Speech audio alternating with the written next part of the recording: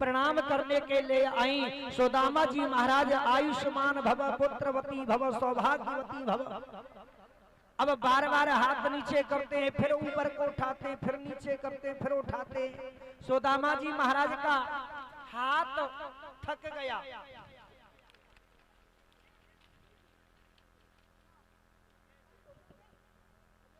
हाथ जब थक गया तो सुदामा जी महाराज अब हाथ को उठाना बंद कर दिया। सुदामा जी ने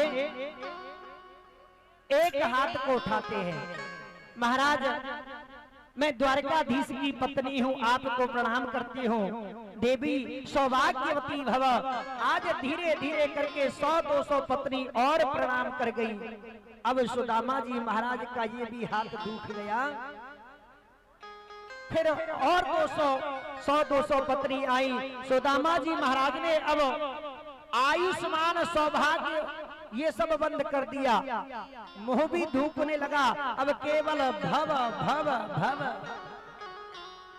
अब जब 1-2 हजार पत्नी प्रणाम करके गई, सुदामा जी महाराज ज्यादा परेशान होने लगे। कहने लगे, अरे कन्हैया लाला, अरे भैया तूने मेरे पास में आ।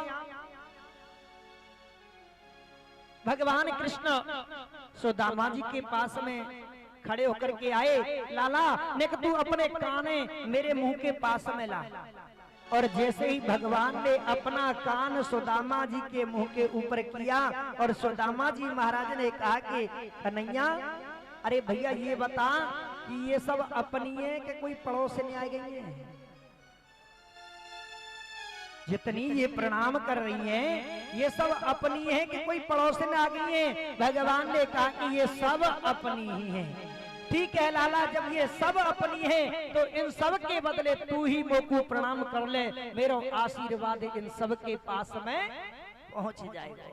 और भगवान द्वारकाधीश ने कृष्ण के चरणों में सिर रख करके प्रणाम किया।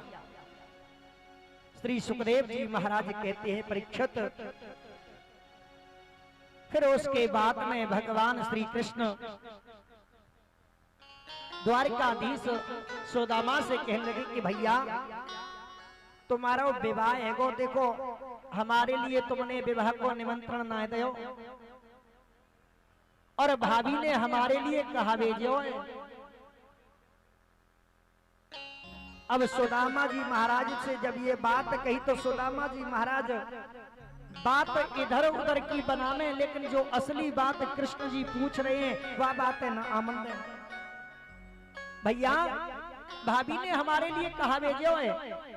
अब सुदामा जी महाराज बचावल की पोटली को अपनी कांख में दुबकाते जामे कि कहीं इन सब रानियों के सामने अगर कृष्ण ने ये चावल ले लिए तो ये सब कहेंगी कि देखो मित्र भी है तो कितना गरीब है, चावल भी लेकर के आया तो वो भी टूटे। सुदामा जी महाराज दुबकाते हुए जा रहे हैं। भगवान कृष्ण ने उस चावल की पोटली को कांख में से बगल में से निकाल लिया और कहा कि अरे मित्र सुदामा, तू आज भी मेरे से चोरी कर रहा है, छुपा रहा है। अगर तू ऐसा नहीं करता, तू मेरे से छुपा करके उन चनों को जो गुरु माता ने दिए थे उन चनों को तू अगर नहीं खाता सुदामा तो ये गरीबी तेरे पास में नहीं आती। प्यारे भक्तजनों, स्वयं जानबूझ करके भगवान कृष्ण की गरीबी सुदामा जी ने ली। सुदामा जी महाराज ने जो चने खाए थे वो कोई साधारण चने नहीं थे। एक बुढ़िया माता थी, वो बहुत गरीब थी।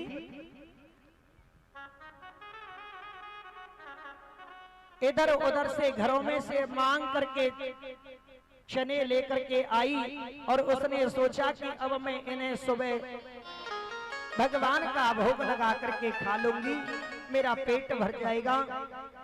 लेकिन उसी रात्रि में उस बुढ़िया माता की कुटिया में कुछ चोर आ जाते हैं और उन चना की पोटली को लेकर के उन्होंने समझा कि इसमें कुछ धन है उस छोटी सी पोटली को लेकर के तुरंत वो चोर भागने लगे और भागते भागते सांदीपन मुनि के आश्रम में होकर के निकले कि उसी समय पर जिस चोर के हाथ में जो चने की पोटली थी, आज उसी चोर को ठोकर लग जाती है और ठोकर लगने से वो चोर नीचे गिरा कि तुरंत वो चना की जो पोटली थी वो छूट जाती है उसके हाथ से। डर के मारे चोर वहां से भाग गया। कनों को देखा है और मन में सोचा कि कृष्ण और सुदामा जल्दी जंगल के लिए जाएंगे, प्रातः काल लकड़ी लेने के लिए, ये इस समय से खा लेंगे। आज गुरु माता ने उन चनों को दे दिया है। सर्दी का समय था, कृष्ण और सुदामा दोनों जंगल में पहुंच जाते हैं। सुदामा जी महाराज पेड़ के ऊपर चढ़े हुए थे और उन चनों को खाने लगे। कृष्ण भगवान ने सोचा मन में और पूछा कि सुदामा भैया ये क्या हो रहा है? सुदामा जी कहने लगे कि मेरे दांत कटकटा रहे हैं, जाड़े के मारे, ठंड के मारे दांत बज रहे हैं। लेकिन वो तो पेड़ पर बैठे बैठे चनाओं को खा रहे थे, क्योंकि उन चनाओं को श्राप लगा हुआ था उस बुढ़िया माता का कि जो भी मेरी इस चना की पोटली को लेकर के गया है और जो इन चनों को खाएगा वो दरिद्री हो जाएगा, गरीब हो जाएगा। और इस बात का सुदामा जी को मालूम था। सुदामा जी तो बहुत बड़े विद्वान ब्राह्मण थे, उन्हें चनों को देखते ही ये सब कुछ मालूम हो गया और इसी वजह से सुदामा जी ने उन चनाओं को खाया कि मेरे भगवान के ऊपर, मेरे कृष्ण के ऊपर, मेरे मित्र के ऊपर कोई भी गरीबी नहीं आए। इसी वजह से सुदामा जी ने उन चनों को खाया। आज भगवान ने उन चावलों की पोटली को कांक में से निकाल लिया और खोल करके देखा है और एक मुट्ठी अपने मुख में डाली और कहा कि हे सुदामा मैं तुझे 1 लोक दिए देता हूँ।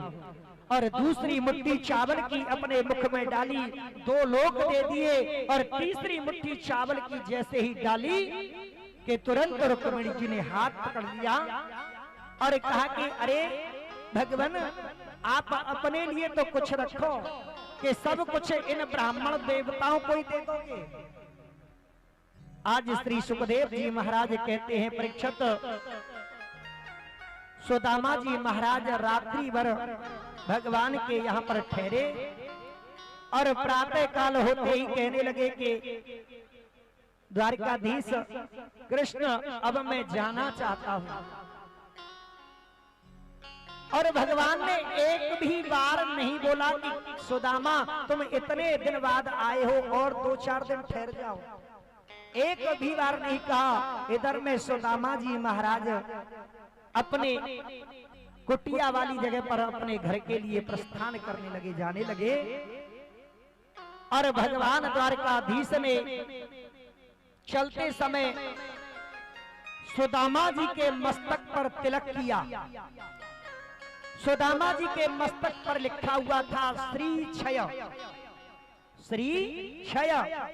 भगवान ने जब देखा कि श्री क्षय लिखा हुआ है, सुदामा जी के भाग्य में धन नहीं है, वैभव नहीं है, लक्ष्मी नहीं है, उसी समय पर भगवान ने उस श्री क्षय को तिलक करते समय उल्टा कर दिया, यक्षश्री, यक्षश्री कर दिया कि जो संपत्ति कुबेर के पास में नहीं है वो संपत्ति सुदामा जी तुम्हारे पास में होगी।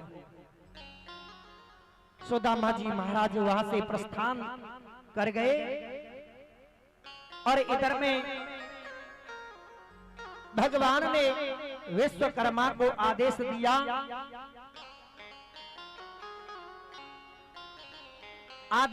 कि हे विश्वकर्मा, जैसी ये द्वारकापुरी है, आज इसी प्रकार की सुदामा वाली कुटिया पर, जहां सुदामा जी की कुटिया है, उस स्थान पर सुदामापुरी का निर्माण किया जाए।